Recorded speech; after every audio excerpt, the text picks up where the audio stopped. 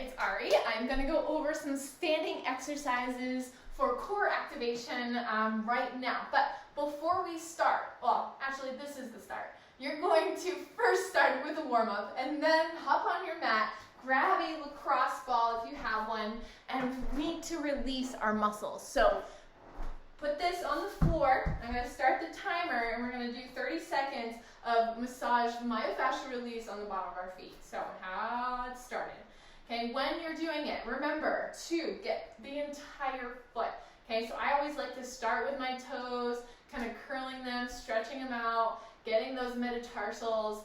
Okay, the pad of your foot, the ball of your foot should all get it. When you get into the center, I like to vigorously go in all sorts of directions to make sure that I get it all. And then if you find a tight spot, hold it there.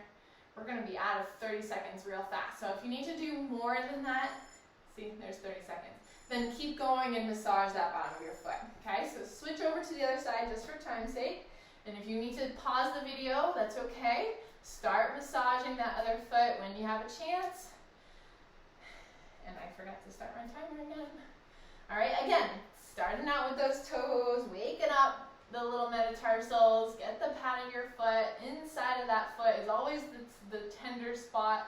I've been doing this for a lot, so my myofascia has been released a little bit as time goes on. And let me tell you, it makes a huge difference. I mean, by the time you're done with this and you're standing just on your feet, you might feel a little closer to the ground. That's the good thing. That's the whole point of it. Good. That's 30 seconds on each foot. Good. Shake it out. You're more than welcome to do that one again. So now we're going to go into our first movement exercise, and that is calf raises. And so what I want you to do is really check that alignment. Make sure everything is stacked. Even your head, okay? Starting up top, chin tucked, shoulders underneath your hips, hips underneath your knees, knees underneath your, or above your ankles, and we're going to start lifting those heels up and then toes up. And you'll notice I'm keeping that alignment as I shift my feet. This is really good for our ankle mobility. All right, so back and forth, get nice and high. Try not to stick your butt out every time you lift those toes up. If you can only just lift a little bit, that's okay.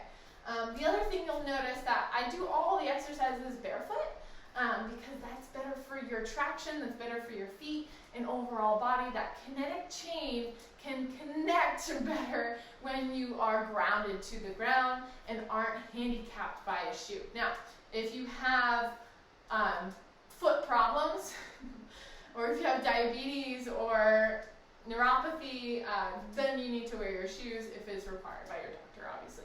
So let's do two more here, up and down. And when you're doing this the next time, feel free to grab on some dumbbells if you need that extra resistance. All right, from here we're going to do our elevated seat or kickstand hip hinge. So you're going to either stand with your butt against a wall or you're going to sit, and I'll show you the sitting one next. But again, you can grab a dumbbell if you need it. We're going over just hip hinging. So my feet are about a foot away from the wall. I'm going to keep my hands on my chest, and I want you to just practice keeping your back straight. You're going to feel a nice long pull here, and then lift it back up, engaging those muscles. Breathe in, exhale up. Breathe in, exhale up. And if you're using those dumbbells because you're strong enough, I have a kettlebell here, which is going to just engage a little bit more muscles. Down and up.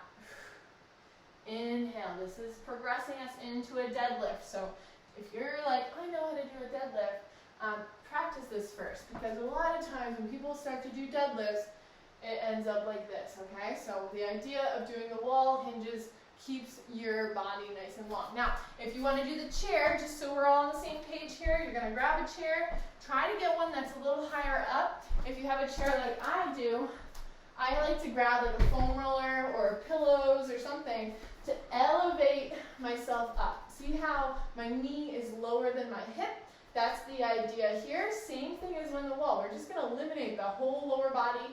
You're going to practice keeping everything long, stacking shoulders to hip, head on between the shoulders, and then hinge forward, exhale back up. Inhale, exhale, inhale, keep your belly button in so you're not letting go. Okay, let's do 5 more.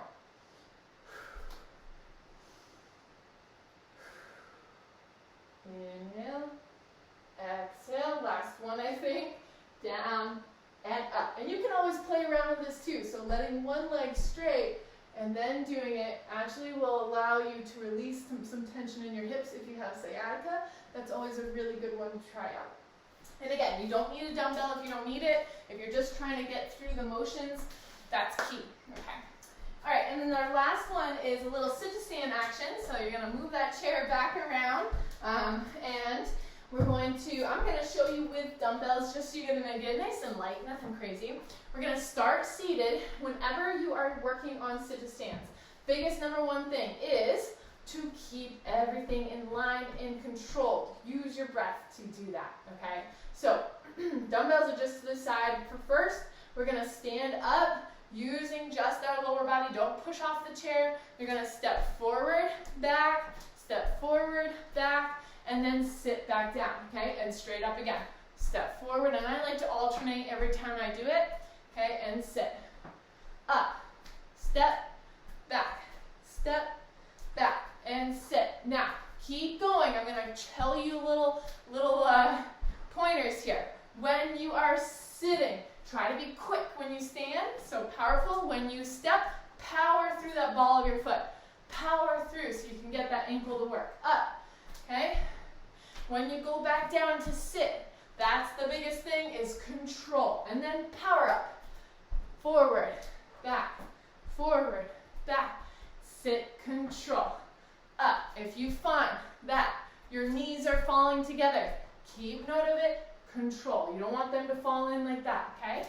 Control. You should be getting warm. Let's do 2 more. Up, step forward, push through, down. Last one. Up, step, and down. Whew. Good job. Okay. Just for another option, if you ever want to, for the next round, you can do the sit to stand up, and then every time you do a curl, and then sit, if you want to get more upper body. Or come up here and punch, okay? Punch, and back down. Or, there's always options. You're going to come up, raise it up over your head, shoulder press, and down, okay? Just so you can get that full body feel. This is just our first exercise. Eventually we're going to just progress from here, so keep up the good work, get this done, and I'll see you guys soon.